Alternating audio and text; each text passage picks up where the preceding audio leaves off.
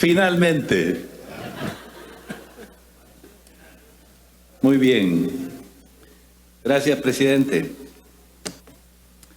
Solo quiero hacer una pequeña comparación entre lo que se aprobó antes, la ley de emergencia nacional, y esta que es la ley de restricción a los derechos constitucionales. En el artículo 3 de esta última, la de restricción de los derechos constitucionales, dice: lo referente a la restricción de la libertad de tránsito se aplicará en casos específicos y con referencia concreta a las zonas que se verán afectadas mediante la resolución fundamentada, etcétera, etcétera, etcétera. La de emergencia dice en el artículo 2, literal B: toda persona, cualquiera que sea su medio de transporte, deberá limitar su circulación en lugares afectados o que se encuentren en riesgo epidémico a partir de los cordones sanitarios visiblemente fijados. El texto es un poco diferente, pero en esencia es el mismo. En el de suspensión o restricción de derechos constitucionales, en el artículo 4 dice: restríngase el derecho de los habitantes a reunirse pacíficamente y sin armas para cualquier objeto lícito en atención a la pandemia. Por consiguiente, las autoridades podrán prohibir mediante resolución fundamentada las reuniones de los habitantes, etcétera, etcétera, etcétera. En el literal C del artículo 2 de la ley de emergencia dice: deberán limitarse las concentraciones de personas, regulando, prohibiendo o suspendiendo toda clase de espectáculos públicos o cualquier clase de reuniones o eventos que representen un riesgo para la salud de los habitantes de la República. Es con algunas palabras diferentes, pero es la misma cosa. ¿A qué me quiero referir con esto? A que en la ley de emergencia que aprobamos antes, ya están establecidas las cosas que necesita el gobierno para tener la capacidad de limitar algunos derechos que faciliten enfrentar exitosamente la amenaza del coronavirus. Pero aprobar después un régimen de excepción, que aunque se le cambie nombre y diga que es restricción de derechos constitucionales, es excesivo. Y por eso el grupo parlamentario del FMLN votó en contra, porque esta no se necesitaba en el país, no se necesita para el objeto de lo que estamos discutiendo. Lo que sí se necesita es adecuar hospitales, implementar programas de atención en salud ambulante, contratar personal médico especializado en el área, creación de planes de contingencia, comprar medicinas e insumos necesarios.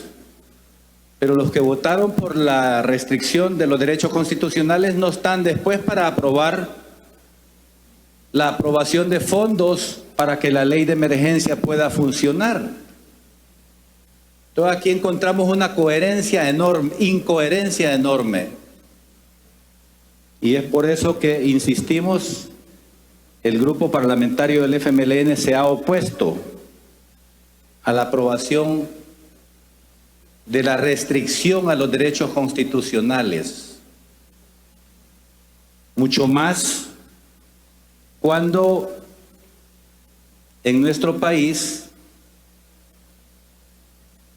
no existe una epidemia todavía. Y algunos me van a decir: ¿vas a esperar que haya una epidemia? Pero es que el artículo 29 de la Constitución es bien claro. Y alteraciones del orden público no hay. De manera evidente no hay.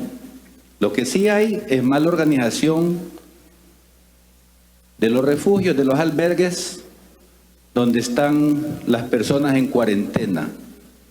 Y por eso es necesario darle más fuerza a las instituciones del Estado para organizar, darle recursos al Estado para que tenga cómo resolver en esos lugares. pero restringir los derechos constitucionales no va con este problema, no encaja. Y por eso, y de acuerdo también a la historia de nuestro país, el FMLN, que siempre ha sido defensor de los derechos constitucionales, se opone a esta ley de restricción de derechos constitucionales. Por eso es absurdo que el presidente de la República se empeñe en una cosa que va contra los derechos de la población. Y unos colegas me decían antes de la votación de esta última ley, estamos claros que estamos aprobando nada más esto por un capricho del presidente, porque lo otro es suficiente. Entonces, estamos en un problema, porque aquí no se trata de aprobar cosas solo por capricho de alguien, sino porque esencialmente es necesario. Y yo quiero, si me es posible, hacerle una recomendación o darle un consejo al presidente. Si quiere gobernar bien, tiene que comenzar por tener una actitud más receptiva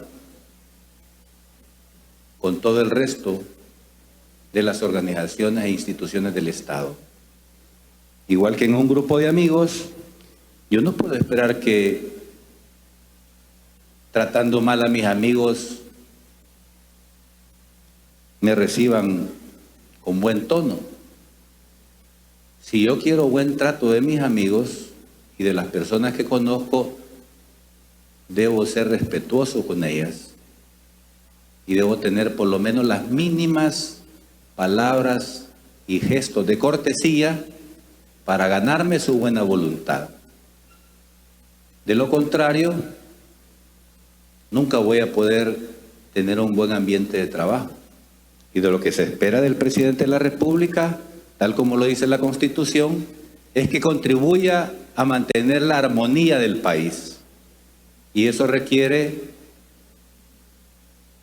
que, en primer lugar, tenga buenas maneras para tratar al resto de las personas que están en este mundo, en las diversas instituciones del Estado, haciendo su labor política e institucional. Así que con eso reitero pues que son repetitivos algunos temas en la ley de suspensión o restricción de derechos constitucionales con los temas que están planteados en la ley de emergencia nacional. Y por eso es suficiente la ley de emergencia nacional, es excesiva la ley de restricción de derechos constitucionales. Pero aprovechando que tengo la palabra, presidente de la Asamblea, quiero pedirle modificación de agenda para introducir un recomendable que tiene firmas, una buena cantidad de firmas, para introducir un recomendable en el cual se le recomienda al presidente de la República la suscripción de un acuerdo de cooperación entre el gobierno de la República de El Salvador y el gobierno de la República de Cuba para la implementación de un plan de prevención y manejo integral de la pandemia COVID-19 producida por el coronavirus para salvaguardar la vida y la salud de nuestra población. Cuba produce algunos productos que están siendo intensamente utilizados en China y han sido parte de los elementos que han servido para frenar la amenaza del coronavirus. China ya está hoy prácticamente con una cantidad muy baja de personas afectadas por el coronavirus y están ahora ayudando a Europa. Acaba de llegar un avión con una buena cantidad de medicinas y profesionales chinos y cubanos para ayudar a Italia y a otros países para enfrentar el problema del coronavirus. O sea que Cuba tiene medicina que nos puede servir y por eso recomendamos que se haga uso de esta posibilidad de estos productos que tiene Cuba para que también nuestro país se prepare mejor para el eventual ingreso de personas con coronavirus. Gracias, presidente.